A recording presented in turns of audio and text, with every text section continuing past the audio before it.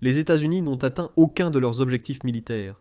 Ils pensaient qu'ils allaient décapiter le régime et provoquer son effondrement. Cela ne s'est pas produit.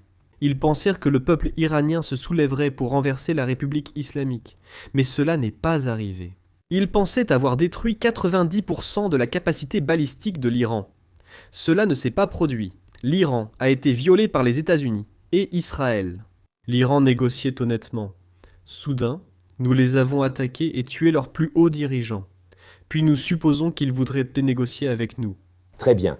Nous avons l'honneur d'accueillir Larry Johnson, ancien analyste de la CIA pour sa 3e venue dans notre studio. Bienvenue à nouveau dans l'émission. Oui, je deviens comme Crab Crash. Impossible de vous débarrasser de moi. Oh non, les réactions de nos téléspectateurs sont toujours très vives. Et évidemment, il est très difficile de trouver quelqu'un avec votre niveau d'expérience et simplement votre intelligence en matière de sécurité et, bien sûr, d'opérations militaires. Alors, Larry, ma première question, cela fait plus d'1 mois, nous entamons le 2e mois de cette guerre. Et j'aimerais que vous donniez une évaluation au gouvernement des États-Unis et à nos opérations jusqu'à présent. Selon vous, comment les États-Unis ont-ils agi et comment se sont déroulés leurs 30 premiers jours?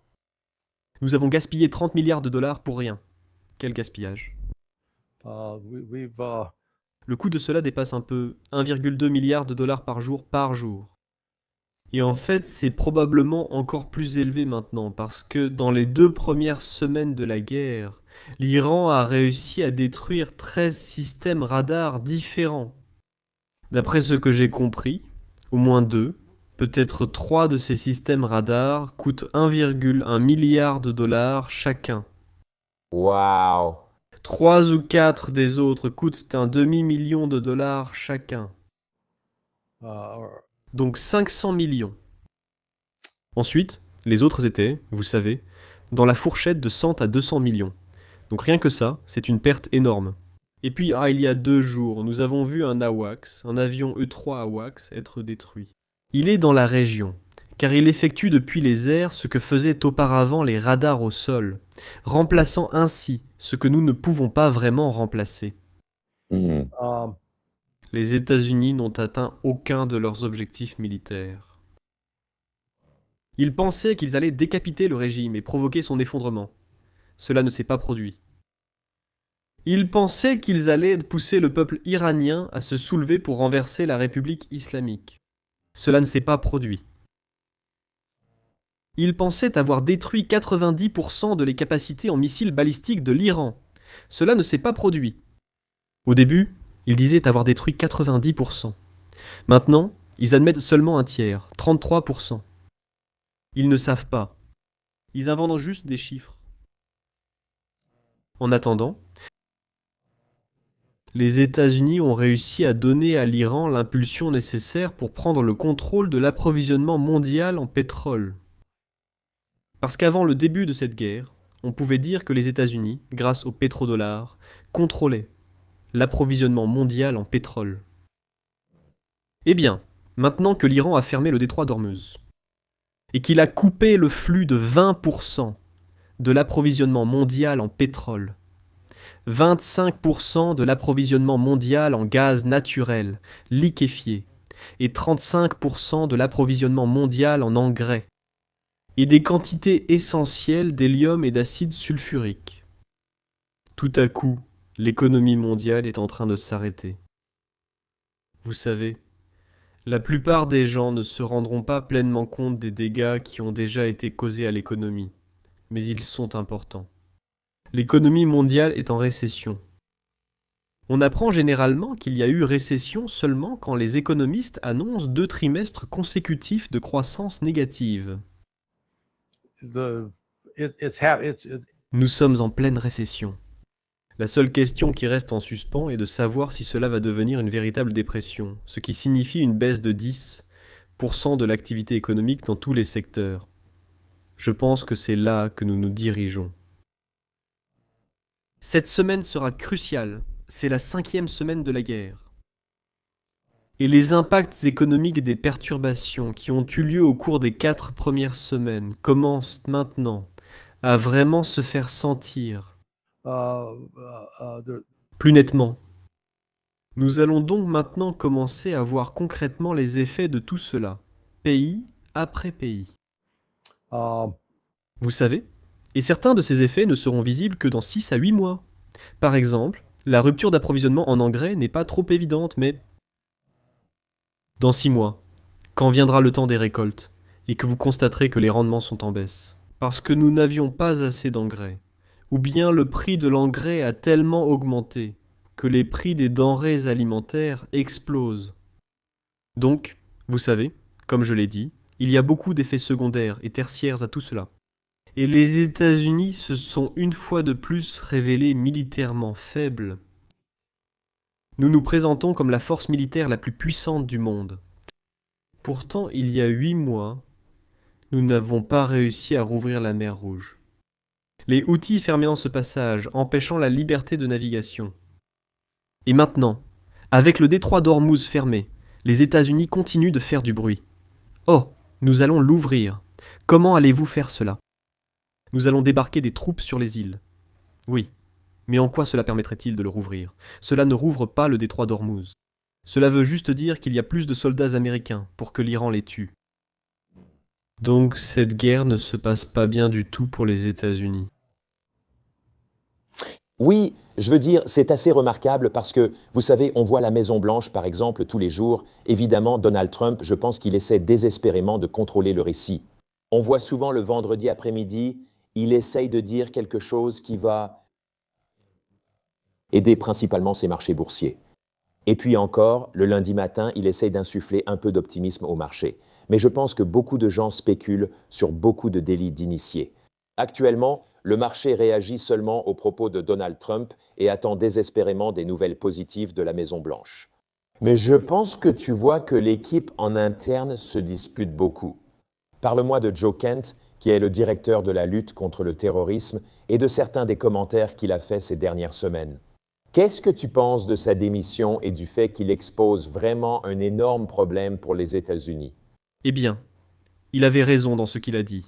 Et encore une fois, l'exemple de Joe Kent est un autre rappel de pourquoi cela n'arrive pas plus souvent. Parce qu'au lieu d'être accueilli ou salué, ou félicité pour son courage de s'exprimer, il est attaqué, il est diabolisé, il fait l'objet d'une enquête. Il parle d'une enquête du FBI pour l'accuser d'avoir divulgué des informations. Mais ce qu'il a dit devait être dit, que les États-Unis n'agissent pas dans l'intérêt des États-Unis. Les États-Unis agissent dans l'intérêt d'une bande de fanatiques sionistes, certains étant en Israël et d'autres ici, aux États-Unis. Et ils ont ce fantasme désespéré de vouloir détruire l'Iran. Et la réalité de vouloir détruire l'Iran, les mensonges à ce sujet sont immenses, comme dire que l'Iran est le principal soutien du terrorisme.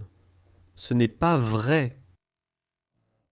En fait, le seul pays qui a vraiment été impliqué, si vous deviez juger un pays en termes de... c'est de payer et de financer un groupe particulier de personnes pour mener des attaques dans un autre pays. Et c'est la définition même de soutenir le terrorisme. Les États-Unis ont fait cela bien plus, ils l'ont fait. L'Iran ne l'a pas fait. Vous ne pouvez pas citer un seul groupe qui a mené une attaque terroriste aux États-Unis et qui a été payé ou financé par l'Iran. Pas un seul au cours des 46 dernières années. Pas un seul. Nous sommes dans une situation où le peuple américain a été nourri de tellement de mensonges sur l'Iran. Qu'aujourd'hui, il y a beaucoup d'Américains qui ont accepté et soutenu l'idée de mener une guerre d'agression injustifiée contre un peuple qui ne nous a rien fait. Je pense qu'il est vraiment important que nos téléspectateurs comprennent que, de toute évidence, c'est bien les États-Unis qui ont lancé cette guerre non provoquée. Je veux dire, nous savons encore une fois, pour nos téléspectateurs qui ne le sauraient pas, que Joe Kent a démissionné il y a quelques semaines, disant en gros que l'Iran ne représentait pas une menace imminente pour les États-Unis et qu'il ne se sentait pas capable de continuer son travail, vous savez, d'un point de vue éthique. Il a simplement dit « Je ne peux pas soutenir cela, je ne vais pas appuyer ça ». Mais comme vous l'avez dit, je pense que c'est ce que nous voyons au sein de l'administration Trump, n'est-ce pas? Soit vous rentrez dans le rang et vous obéissez au roi, vous savez, Donald Trump, soit vous allez être diabolisé. Et malheureusement, c'est ce qui s'est passé. Vous savez, au lieu de réellement prendre en compte son témoignage, beaucoup de républicains et d'autres politiciens fidèles à Donald Trump le critiquent et disent « D'accord, ce type n'a jamais vraiment été qualifié pour faire ce travail. » Vous savez, ce type avait de mauvais briefings de renseignements. Pourtant, il dirigeait la lutte antiterroriste. Je veux dire, C'était lui qui supervisait tout le programme, ce qui est franchement assez remarquable. Eh bien, vous savez, Cyrus Johnson, ce n'est pas seulement Trump, parce que, vous savez, cela précède Trump. Cela remonte, vous savez, à la guerre du Vietnam, lorsque Daniel Ellsberg, à l'époque, avait été capitaine dans les Marines. Il avait été sur le terrain au Vietnam, il avait participé au combat. Puis il est revenu, et a travaillé sur ce qui allait plus tard être connu sous le nom des documents du Pentagone. Et il a vu l'ampleur des mensonges qui étaient racontés au peuple américain sur les raisons de notre présence au Vietnam, en prétendant qu'il y avait une menace communiste alors qu'il n'y en avait pas, etc.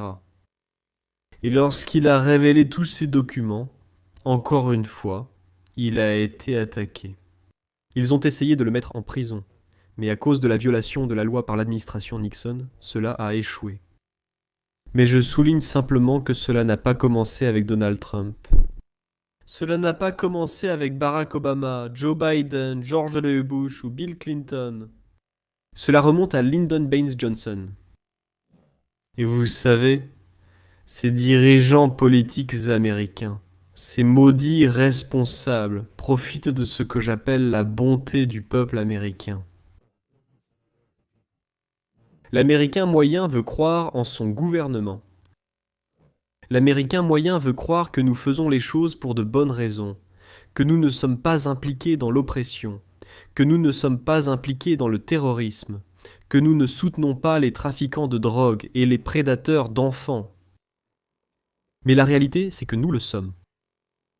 Et encore une fois, nous voyons cela en ce moment avec Donald Trump qui dissimule les dossiers de Jeffrey Epstein, qui impliquent des hauts responsables du monde des affaires, de la finance et du gouvernement, dans des actes de prédation sexuelle sur des enfants. Et au lieu de les traduire en justice, il les protège et attaque ceux qui essaient de révéler la vérité. Oui, c'est une période difficile en Amérique. Je veux dire, quand on parle de moralité, il n'y a vraiment aucune excuse pour ça, évidemment, surtout quand des enfants sont impliqués, et ça montre bien, et je suis d'accord avec toi. Je pense que ce n'est pas un problème de Donald Trump. C'est un problème profond au sein du gouvernement des États-Unis qui existe depuis de très nombreuses décennies. Nous savons que le gouvernement américain ment. Michael Pompeo, ex-directeur de la CIA et ex-secrétaire d'État, a déclaré « J'étais directeur de la CIA, nous mentions, trichions, volions. C'était notre méthode. C'est exactement comme ça que nous avons bâti la CIA. » Tout, vous savez, c'est vraiment remarquable. Mais je veux en quelque sorte passer à un sujet plus large maintenant parce que je pense que nous assistons à… Je pense qu'une invasion terrestre est désormais imminente. Je pense que la question n'est pas de savoir si cela arrivera, mais quand. J'aimerais connaître votre avis sur la logistique nécessaire à une invasion terrestre. Pouvez-vous nous dire si les États-Unis peuvent prendre l'île de Karg, par exemple, pour nos téléspectateurs? L'île de Karg est l'endroit d'où 90% du pétrole iranien est exporté. Donnez-moi votre avis sur l'île de Karg et une possible invasion terrestre menée par les forces américaines. Eh bien, commençons par dire que l'importance de l'île de Karg est exagérée. C'est l'un des 5 terminaux pétroliers iraniens. Je pense qu'il est utilisé parce que c'est le plus facile, mais ce n'est pas le seul. Donc, l'Iran a en fait la capacité de détourner ses exportations de pétrole vers d'autres terminaux. Il n'est donc pas dépendant de Karg. Mais la première question est, comment diable allons-nous y arriver ? Je veux dire, j'aimerais que quelqu'un m'explique comment on va mettre des troupes sur l'île. Je ne connais que 3 façons. Sauf si on invente un système à la Star Trek pour dire « Téléporte-moi, Scotty » et les envoyer là-bas. C'est ça? La première consiste à effectuer un débarquement amphibie, ce qui signifie que ces navires, transportant l'unité expéditionnaire des Marines, qui ressemblent à de petits porte-avions, traversent le détroit d'Ormuz jusqu'à l'île de Karg. Eh bien, ces navires ne traverseront jamais le détroit d'Ormuz, ils seront coulés avant d'arriver plus au nord. Donc oubliez cette option. Ça n'arrivera pas. Peut-être qu'on transporte nos troupes par avion, tu sais. On envoie 5000 hommes, tu sais, 2 unités différentes, on les fait atterrir en Arabie Saoudite. Mais il faut trouver un endroit où les installer, pour qu'ils ne se fassent pas attaquer. Parce qu'on a vu l'autre jour l'attaque contre la base aérienne du prince Saoud qui a détruit plusieurs avions, y compris les AWACS, et qui a blessé et tué des soldats américains. L'administration Trump essaie de cacher ça, mais ensuite il faudrait les mettre sur des engins de débarquement amphibies et les faire traverser le golfe Persique, ou bien les larguer par voie aérienne. Donc, vous les larguez par avion et ils atterrissent. Et ensuite, eh bien, ils vont se retrouver dans des fusillades. Il y a des défenseurs iraniens sur cette île. Que font-ils sans munitions? Comment sont-ils ravitaillés? Parce que si vous allez faire venir des avions conventionnels à voilure fixe comme un C-130 ou un C-141, le 130 est à hélice, le 141 est à réaction. Mais ils seront également vulnérables au risque d'être abattus, car l'Iran en aura toujours. L'île est suffisamment proche du continent iranien. Ils peuvent les abattre avec des missiles solaires, entre autres choses. Donc c'est une chose d'arriver sur l'île, mais après quoi? Et ils diront, d'accord, nous avons coupé l'approvisionnement en pétrole. D'accord. Est-ce que ça a le moindre sens? Parce qu'il y a 2 semaines, Donald Trump, par l'intermédiaire de Scott Bessent, a levé toutes les sanctions sur le pétrole iranien, pour que nous puissions mettre plus de pétrole iranien sur le marché mondial. Parce que le prix du pétrole augmentait. Nous voulions augmenter l'offre pour maintenir le prix bas. Donc maintenant, son rêve, c'est qu'on va retirer encore plus de pétrole du système, ce qui fera monter le prix. Est-ce que ça a le moindre sens, franchement? Non. D'accord? D'accord. Donc, à part potentiellement faire monter le prix du pétrole et forcer l'Iran à déplacer sa production d'exportation vers un autre endroit, la prise de l'île de Karg n'accomplit rien. Stratégiquement, absolument rien. Cela n'affecte pas la circulation ou son absence dans le détroit d'Ormuz. Alors, on peut envisager la possibilité, eh bien, qu'il pourrait débarquer des troupes américaines à Tchemesh, cette île qui se trouve juste au coude du détroit d'Ormuz. Et encore une fois, si on regarde de plus près, c'est une île où vivent 150 000 Iraniens dont beaucoup sont armés. Donc, si on débarque avec une force de 5 000 hommes contre 100 000, peu importe, vous savez, ce n'est pas ce film, 300, vous savez, où les 300 Spartiates ont résisté à 100 000 Perses. Vous savez, cela va devenir un massacre pour les troupes américaines. Et pourquoi? Cela n'ouvre pas le détroit d'Ormuz. Pour ouvrir le détroit d'Ormuz, il faut éliminer, anéantir les sous-marins miniatures de l'Iran, leurs drones sous-marins, leurs drones de surface, leurs missiles et les batteries d'artillerie qu'ils peuvent placer sur la côte. Nous n'avons pas assez de force pour cela. Toute cette zone fait environ 800 miles. Wow. Nous n'avons pas assez de troupes pour cela. Donc tout ce que cela va faire, c'est exposer inutilement des soldats et des marines américains à la mort ou à des blessures. Oui, je pense qu'on fait clairement face à un bourbier logistique ici. Je veux dire, encore une fois, je pense que, vous savez, je parlais avec le colonel Danny Davis et il avait mentionné qu'une option serait, vous savez, de prendre ces hélicoptères Apache et de traverser le détroit en volant. Je veux dire, ce détroit d'Ormuz, à son point le plus étroit, fait 24 miles de large. Il s'agit d'un trajet de 24 miles pour traverser, déposer les troupes, puis revenir sur 24 miles par le même chemin, tout en évitant les tirs ennemis.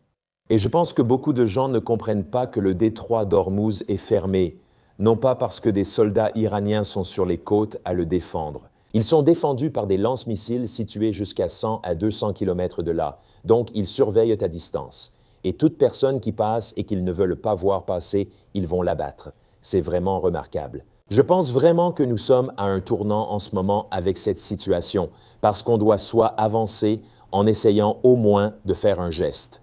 Mais comme tu viens de le souligner, même si on réussit, disons qu'on parvient à débarquer 5000 Marines là-bas, disons qu'ils arrivent d'une manière ou d'une autre à prendre le contrôle de l'île de Karg. En réalité, ça produit l'effet inverse. On peut même dire que cela donnerait plus de pouvoir à l'Iran, car en retirant encore plus de pétrole du marché, comme tu l'as souligné. Bess, notre secrétaire au Trésor, a dit il y a 2 semaines, « Nous allons lever les sanctions pour pouvoir apporter un soulagement économique au monde, parce que le prix du pétrole est tellement fou. » Donc je ne comprends tout simplement pas l'incompétence qui vient de la Maison-Blanche et cette incapacité à assimiler des notions aussi simples. Le pétrole est échangé sur les marchés mondiaux, n'est-ce pas? Peu importe que ce soit du pétrole russe, chinois ou américain, c'est du pétrole. Il y a un seul prix du pétrole. Et cela dépend du nombre de barils en circulation et de leur provenance. Donc, si vous retirez l'Iran, qui fournit 20 à 25% de l'approvisionnement mondial, cela va simplement faire exploser le prix du pétrole.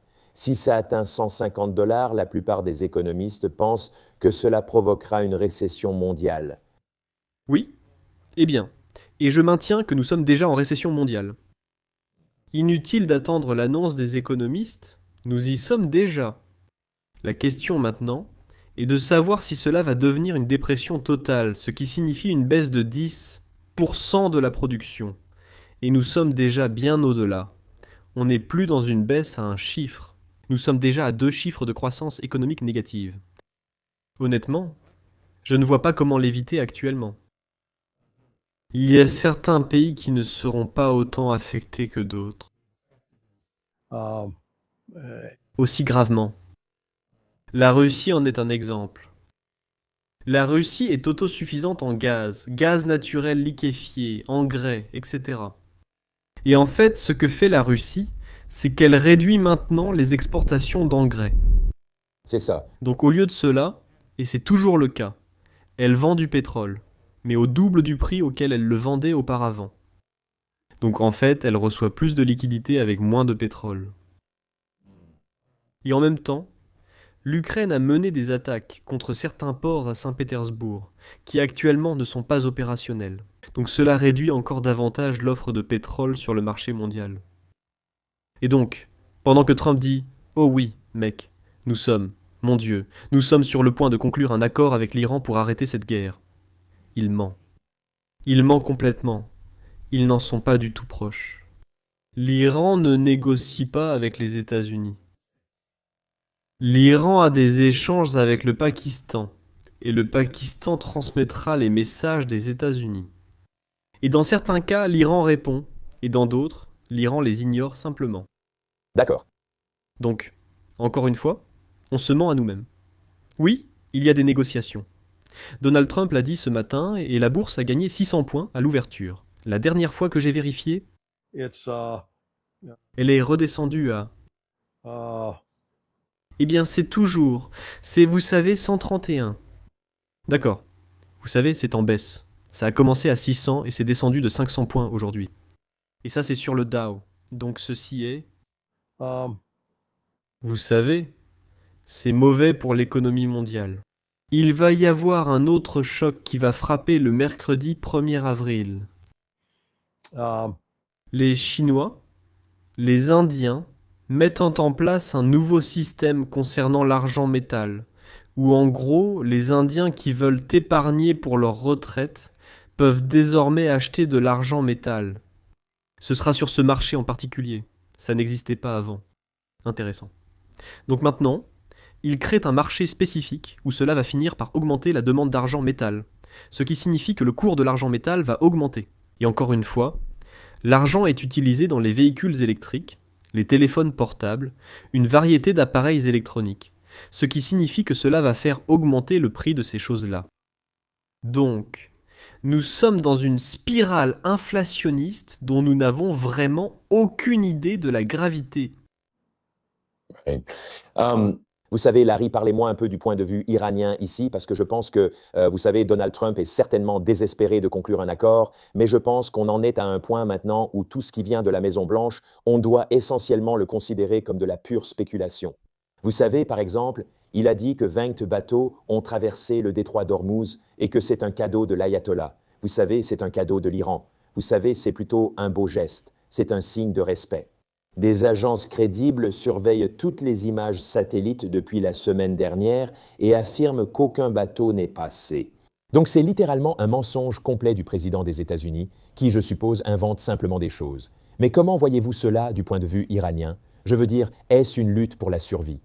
Sont-ils arrivés à un point où il n'y a plus de négociations possibles pour l'Iran parce qu'ils se disent « pourquoi négocier avec les Américains ?» Vous savez, en gros, vous êtes comme le garçon qui criait au loup. Vous allez toujours revenir en arrière et changer d'avis. Et, vous savez, à la fin, on en a juste assez. On ne répondra plus à vos appels. Et on va juste vous laisser vous faire dévorer par le loup. Est-ce qu'on en est là? Si vous aviez une fille et qu'un homme violait votre fille, est-ce que vous négocieriez avec cet homme?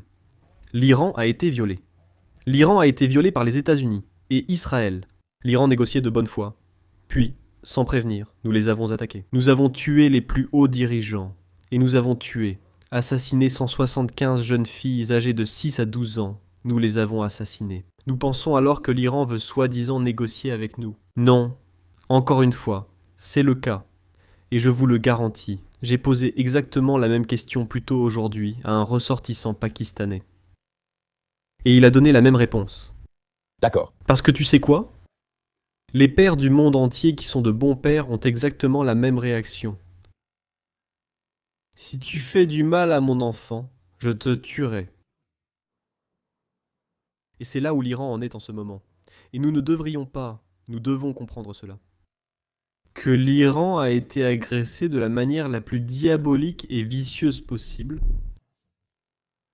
Il n'y a plus, entre guillemets, de place pour la négociation.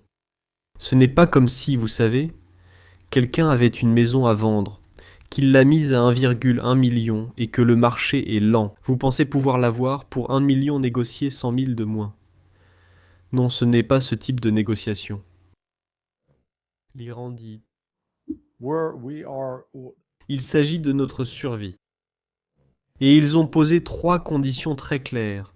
Obtenir des garanties fermes qu'ils ne seront plus jamais attaqués. Le retrait de toutes les bases militaires américaines de la région. Et la levée de toutes les sanctions. Et le 4e domaine, les réparations. Mais ces 4 choses, elles ne sont pas négociables. Ils ne vont pas faire de concessions là-dessus. Ils ne vont pas dire, d'accord, au lieu de pas de bases militaires américaines, vous pouvez en avoir 1 ou 2. Quel est le but de cette base ? Le but de cette base, c'est de nous attaquer.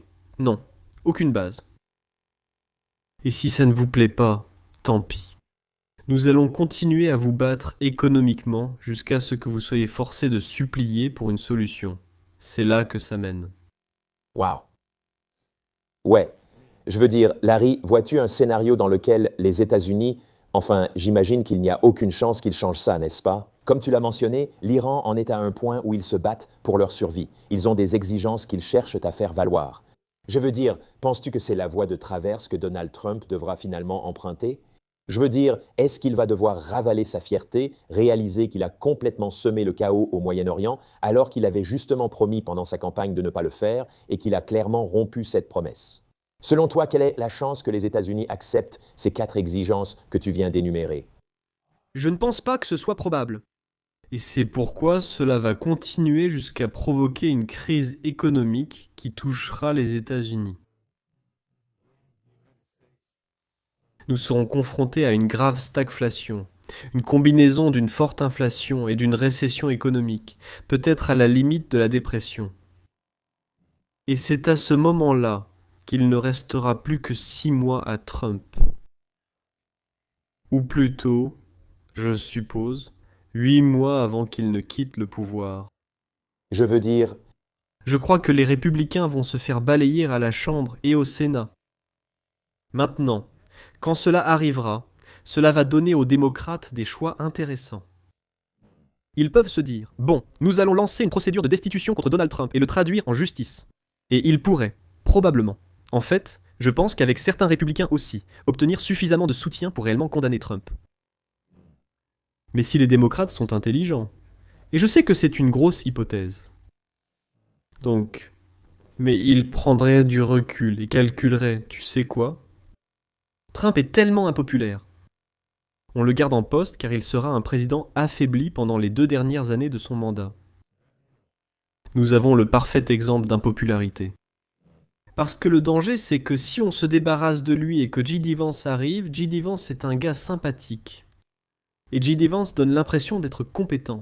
Et J.D. Vance, très bien, pourrait renverser la situation et peut-être améliorer les choses. Donc je ne pense pas que les démocrates voudraient prendre ce risque. Ils ne voudraient sûrement pas prendre le risque de miser sur quelqu'un comme J.D. Vance. Mais j'ai dit, ils pourraient très bien dire, oui, on va se débarrasser de Trump, et ensuite J.D. Vance prendrait la relève. Et toute une nouvelle dynamique se met en place. Mais les dégâts économiques causés par la fermeture du détroit d'Ormuz, nous n'avons commencé qu'à en voir les effets. On peut comparer cela au premier stade d'une inondation. Vous avez ce bâtiment, et vous ne réalisez pas que les fondations ont été emportées. Et donc une fois que les fondations sont parties, le mur il peut sembler solide de l'extérieur, mais il va s'effondrer.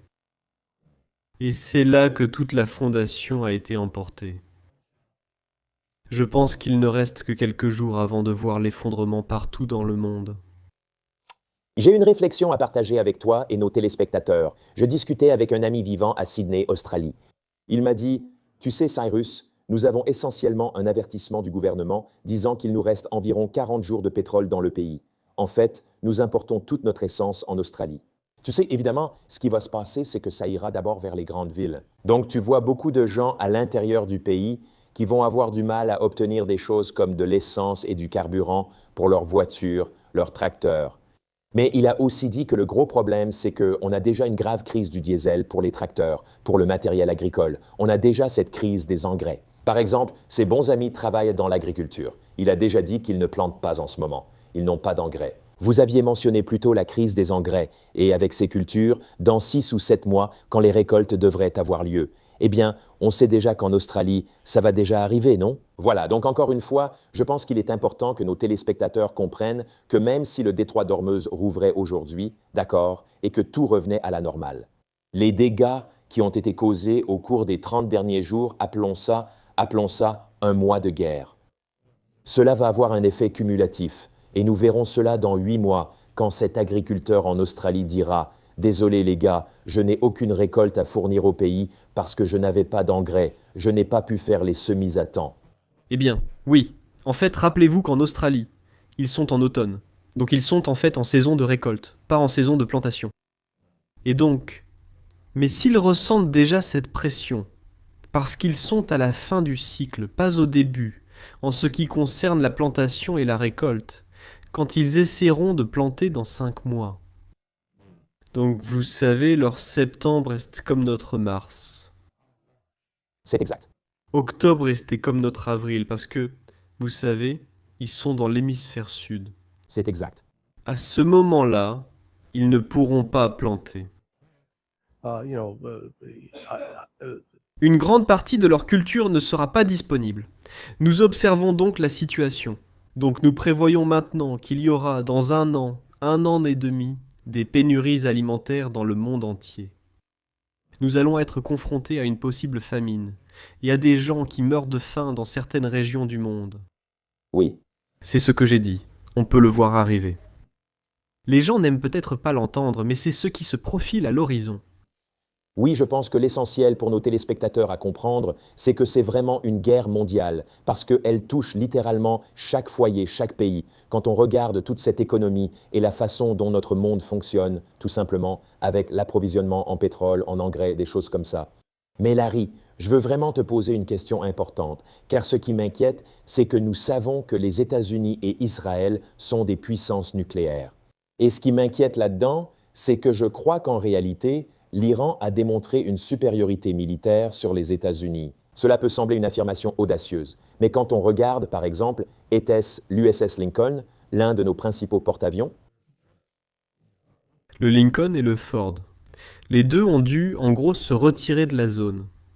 D'accord. Pour l'un, le rapport officiel parle d'un incendie dans la buanderie, n'est-ce pas? C'était le Gerald R. Ford. D'accord. Donc, pour le Gerald R. Ford, le rapport officiel du gouvernement américain indique qu'il y a eu un incendie dans le sèche-linge et qu'il était incontrôlable. Et maintenant, il retourne aux États-Unis pour être réparé et sera hors service pendant les 12 à 14 prochains mois. Donc, on nous demande de croire qu'un porte-avions valant plusieurs milliards de dollars a été mis hors service par un incendie dans la buanderie, ce qui n'a aucun sens pour une arme aussi incroyable. Mais je pense que le point clé, c'est que le détroit d'Ormuz est toujours fermé. Penses-tu qu'on en arrive à un point où l'arme nucléaire devient une option réellement envisageable? Eh bien, oui et non. Je peux imaginer quelqu'un dans une situation désespérée, comme Netanyahou ou Trump, vouloir utiliser une arme nucléaire tactique. Il faut prendre du recul et se demander, dans quel but? Um, Nous, en Occident, avons grandi avec le mythe selon lequel, parce que nous avons utilisé la bombe atomique contre le Japon, ils se sont rendus. Et ce n'est pas vrai, c'est en fait un mensonge, ce n'est pas vrai. Oui, ce n'était pas seulement la bombe atomique. Les États-Unis ont mené une campagne terroriste implacable. Et je l'appelle du terrorisme parce que c'était l'utilisation de la violence contre des civils à des fins politiques. Cela a commencé en mars 1945 et s'est poursuivi jusqu'au 9 août 1945. Et pendant cette période, nous avons tué plus de 700 000 civils japonais. Et malgré les bombardements, même après la dernière bombe larguée sur Nagasaki, l'état-major japonais n'était toujours pas prêt à se rendre. Ce qui les a fait changer d'avis, c'est l'invasion de la Mandchourie par l'armée rouge soviétique et la défaite de l'armée japonaise là-bas en très peu de temps. Et c'est cela qui a finalement convaincu les Japonais. Oui, nous devons nous rendre. Donc, pour revenir à votre question, uh, vous utilisez une ou deux bombes nucléaires contre l'Iran et tuez de nombreux Iraniens. Vous avez peut-être détruit des secteurs de leur économie. Des Iraniens vivent encore partout sur ce territoire. Et il y a encore des missiles dans des villes de missiles qui sont, vous savez, en gros, si la direction centrale est détruite, ils continueront à tirer. Donc ça ne va pas du tout résoudre le problème de sécurité d'Israël. Et franchement, en ce moment, Israël est vraiment en difficulté. Leur décision d'ouvrir ce troisième front dans la guerre. Et vous savez, le premier front était d'attaquer Gaza. Et nous devons, je veux dire, simplement prendre du recul et regarder et dire, d'accord, nous avons 300 000 réservistes entourant 30 000 combattants du Hamas, et ils n'ont pas réussi à les vaincre. D'accord. Mais ce faisant, Israël, cela a créé beaucoup de cas de stress post-traumatique parmi les réservistes israéliens. Le taux de suicide est assez élevé. Et ensuite, uh, Iran, Israël a décidé d'attaquer à l'étranger avec les États-Unis, et mène maintenant une campagne soutenue. Et l'Iran, à son tour, riposte avec des missiles, ce qu'a admis l'autre jour le journal israélien Haaretz. 80% de ces missiles passent à travers. L'Iran ni Israël ne peuvent les arrêter. Et en plus de cela, Israël a décidé de lancer une attaque dans le sud du Liban contre le Hezbollah. Et selon les rapports, plus de 100 chars Merkava ont été détruits par le Hezbollah au cours des 3 dernières semaines. Il y a seulement 3 jours, le Hezbollah a détruit 21 chars en une seule journée, lors d'une seule attaque. Ils ont tendu une embuscade à une colonne. Et donc, Israël doit essayer. Il parle de rappeler 400 000 réservistes supplémentaires. Eh bien, si votre population est d'environ 8 millions, cela représente presque 10% de toute votre population qui se trouve dans l'armée à se battre, au lieu de travailler dans des usines productives. Donc, la situation tourne très mal. Et si vous savez, Israël choisit de larguer une bombe nucléaire, la loi des conséquences imprévues va alors entrer en jeu à plein régime.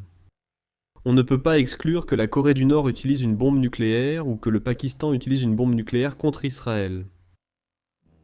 Cela va probablement amener la Turquie à prendre des mesures préventives contre Israël en raison des menaces verbales déjà proférées pour attaquer et détruire la Turquie. Donc, vous savez, certains pourraient être tentés de le faire. Mais cela n'offre pas de solution miracle. Cela ne fera qu'entraîner davantage de morts et de destruction et aggraver la situation jusqu'à ce qu'elle devienne incontrôlable. Oui, absolument. Eh bien, Larry, nous arrivons au terme de notre entretien. Je te laisse conclure. Quelle est la chose la plus importante que tu aimerais que les Américains sachent sur cette guerre? Et qu'espères-tu voir dans les prochaines semaines alors que nous envisageons cette invasion terrestre ou les prochaines étapes? Je veux que le peuple américain réalise que son gouvernement lui ment. Et il ne s'agit pas d'être anti-Donald Trump, parce que les mensonges qui ont été racontés au peuple américain ont été racontés par Barack Obama, par Joe Biden, par George W. Bush, par Bill Clinton. Nous avons eu mensonge après mensonge après mensonge.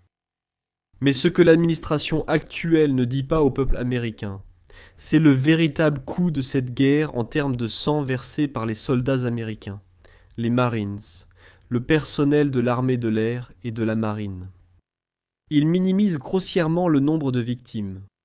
Ils mentent sur les incidents, affirmant que le KC-135 est entré en collision avec un autre avion, ce qui est faux. Il a été abattu. Donc il faut toujours remettre en question, toujours défier le gouvernement. N'oublie pas, tu sais, si tu vas leur faire confiance, vérifie d'abord. Mais le peuple américain, la promesse de l'Amérique est trahie en ce moment, non seulement par Donald Trump, mais aussi par notre Congrès. Parce que nous sommes censés être une république qui ne part en guerre que lorsque nous n'avons pas d'autre choix. Et au lieu de cela, nous sommes entrés dans une guerre de choix qui tue des femmes et des enfants. Et ça, vous savez, j'ai tendance à croire aux paroles de Jésus quand il a dit « Malheur à ceux qui font du mal à un enfant ». Il vaudrait mieux qu'il soit jeté au fond de l'océan avec une meule attachée autour du cou. Et nous sommes devenus tellement habitués à tuer des enfants au nom de la poursuite d'une certaine démocratie ou liberté, ou pour arrêter ceci ou cela. Nous devons arrêter les tueries. Amen. Amen. Eh bien, Larry, je veux simplement te remercier encore une fois pour tout le travail que tu fais. Merci d'être un vrai patriote, un Américain qui dit la vérité. Et c'est pour ça qu'on continue de t'inviter sur la chaîne. Donc tout le monde, si vous êtes arrivé jusqu'ici, c'est que vous avez évidemment apprécié les vidéos d'aujourd'hui. Nous ajouterons les liens de Larry vers sa chaîne YouTube, son Substack et son travail en ligne. Merci encore, Larry, pour ton temps. Merci Cyrus, je t'en suis très reconnaissant.